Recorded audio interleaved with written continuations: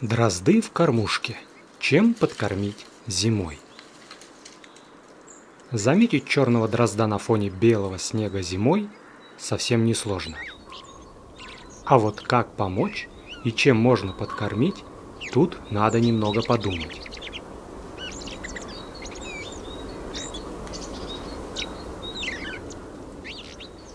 Для начала все же напомню, что дрозды на большей части территории России – это перелетные птицы.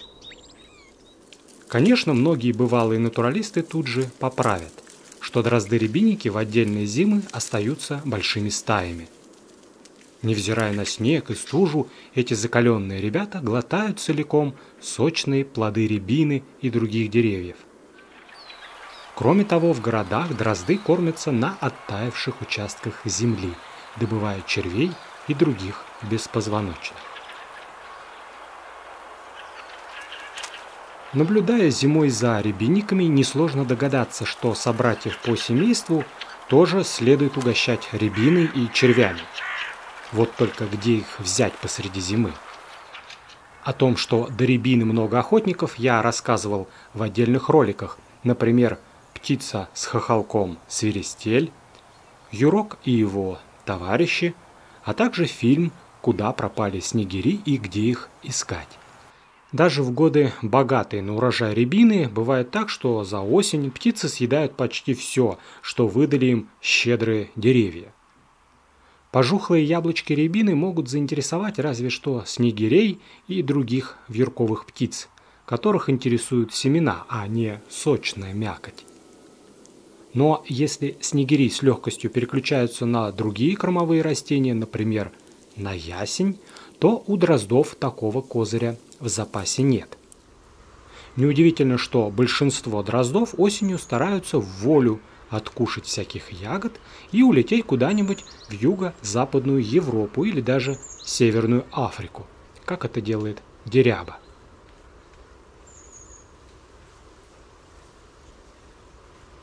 В том же юго-западном направлении улетают и белобровики, и певчие дрозды.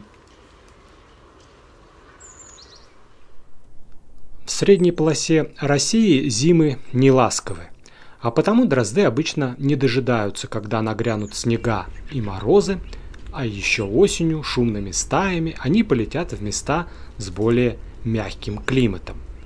То есть, по крайней мере пока, в наших краях дерябу, белобровика и певчего дрозда можно назвать обязательными или, как говорят ученые, облигатными мигрантами.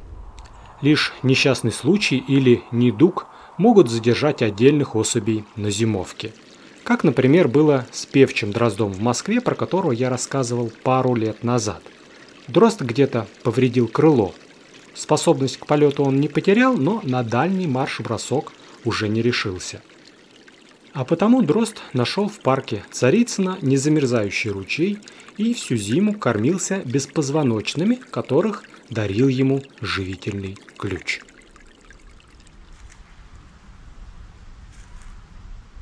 Я приносил певчему дрозду арахис, чищенные семечки и мучного червя, купленного в зоомагазине. И дрозд, конечно, всегда выбирал червячков. Но если певчий дрозд – это почти всегда вынужденный зимовщик, то рябинники и черные дрозды зачастую зимуют по доброй воле. Предположение о том, почему эти птицы все чаще остаются в городах, несмотря на снег и стужу, я высказал в своей работе «Птицы на кормушках, подкормка и привлечение».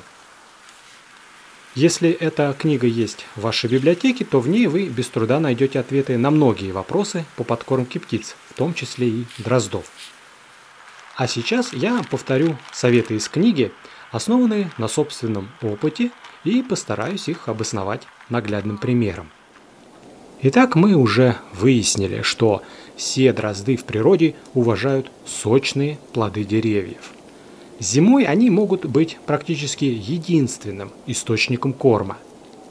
Поэтому если вы осенью заблаговременно запасли грозди рябины, то зимой вы вполне можете удивить и обрадовать, например, дрозда-рябинника. Но не обижайтесь, если мудрый черный дрозд в кормушке предпочтет более питательные очищенные семечки подсолнечника. Достучаться до сердца черного дрозда поможет красное сочное яблоко, заботливо насаженное на ветку. Конечно, другие птицы, например, лазоревка, тоже оценят вашу щедрость. Но для дрозда синицы не помеха. Вообще, оставлять часть яблок на дереве – это хорошая практика, если вы любите птиц и готовы поделиться с ними частью урожая. Не только дрозды, но еще дятлы и свиристели скажут вам спасибо. Причем потемневшие яблоки, которые потеряли товарный вид, тоже вполне могут удовлетворить невзыскательные вкусы дроздов. Главное, что нужно помнить, яблоки и другие фрукты и ягоды следует давать в стороне от остальных кормов. Сок фруктов может быстро испортить сухие сыпучие корма. Кроме того, обычные посетители кормушек, как правило, фрукты игнорируют и скорее будут использовать яблоко или даже виноград как присаду. В результате еще до того, как дрозды или свиристели заметят ваше угощение, оно уже будет щедро удобрено пометом неблагодарных синиц или воробьев. Хотя для свиристелей помет мелких воробьиных птиц сам по себе является вполне подходящей закуской. Однако это, пожалуй, тема для отдельного расследования. Кстати, поддержать меня в поисках ответов вы можете и словом, и делом. Для этого оцените видео и напишите пару добрых комментариев. Становитесь спонсорами на Boosty или воспользуйтесь разовой помощью по реквизитам из описания канала или к этому видео. При вашей поддержке, возможно, получится поснимать и рассказать не только о дроздах средней полосы России, но и гораздо шире. Взять хотя бы этого сибирского дрозда. Разве не повод для путешествия?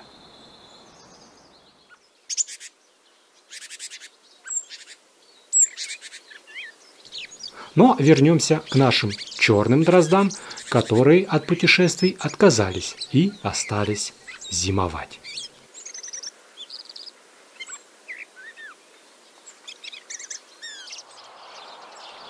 Кроме целых яблок, груш и винограда, вполне уместно и удобно предлагать дроздам изюм. Лучше всего они едят мелкий светло-желтый изюм. Этот сухой корм вполне можно насыпать в кормушку, которую посещают дрозды. Также на первое время полезно насыпать горку изюма прямо на снег или на землю, где вы наблюдаете птиц. Еще лучше положить изюм, например, на канализационный люк, который обычно теплее окружающей земли и снег на нем не задерживается. Именно таким образом я приучал к изюму черных дроздов в парке Царицыно в Москве. Первое время птицы будто не замечали новый корм, но когда раскушали, дело пошло веселее.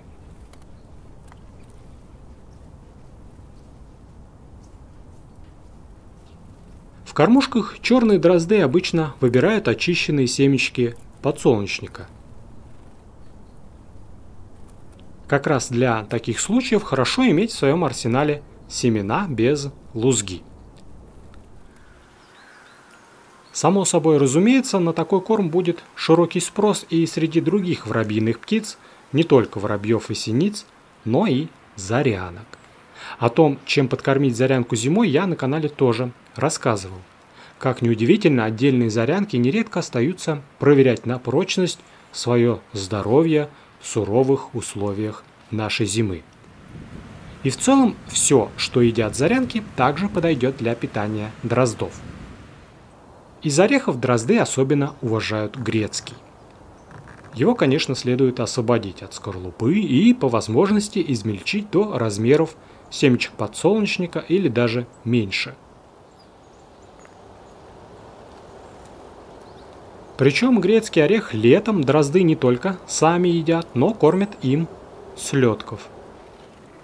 Сколько бы ни спорили любители птиц про хлеб, а он тоже помогает птицам пережить зиму. И черные дрозды не исключение. Легче всего птицам подбирать отдельные крошки хлеба. Но и целый кусок хлеба дрозд будет долбить не хуже дятла.